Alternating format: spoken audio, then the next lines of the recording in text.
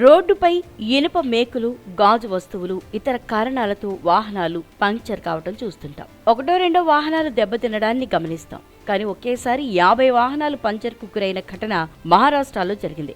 ముంబై నాగపూర్ సమృద్ధి హైవేపై జరిగిన ఈ ఘటన ఆలస్యంగా వెలుగులోకి వచ్చింది. ఇటీవల రాత్రి 10 గంటల ప్రాంతంలో వాషిం జిల్లాలోని మాలేగావ్ మీదుగా వెళ్తున్న కార్లు, ట్రక్కులు వరుసగా పంక్చర్ అయ్యాయి. దీంతో రహదారిపై కొన్ని గంటల పాటు ట్రాఫిక్ జామ్ అయింది. ఎలాంటి సాయం అందకపోవడంతో రాత్రంతా ప్రయాణికులు తీవ్ర ఇబ్బందులు పడ్డారు. అయితే ఇనప బోర్డు రోడ్డుపై పడి ఉండటంతో ఈ పరిస్థితి తలెత్తినట్లు తెలుస్తోంది. దీనికి సంబంధించిన దృశ్యాలు నెట్టింట వైరల్ గా మారాయి. ఈ సమాచారం అందుకున్న పోలీసులు ఇది ప్రమాదవశాత్తు జరిగిందా లేదా ఉద్దేశపూర్వకంగా ఎవరైనా ఈ చర్యకు పాల్పడ్డారా అనే కోణంలో దర్యాప్తు చేస్తున్నారు. ఈ ఏడాది జూన్లో జల్నా జిల్లాలోని ఇదే హైవేపై 2 కార్లు ఢీకొన్నాయి. ఈ ప్రమాదంలో 6 ప్రాణాలు కోల్పోగా 4 తీవ్రంగా గాయపడ్డారు. ముంబై నాగపూర్ను కలుపుతూ నిర్మించిన రోడ్డిది.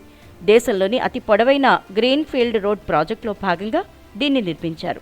55,000 కోట్ల వ్యయంతో ఈ రహదారి నిర్మాణమైంది.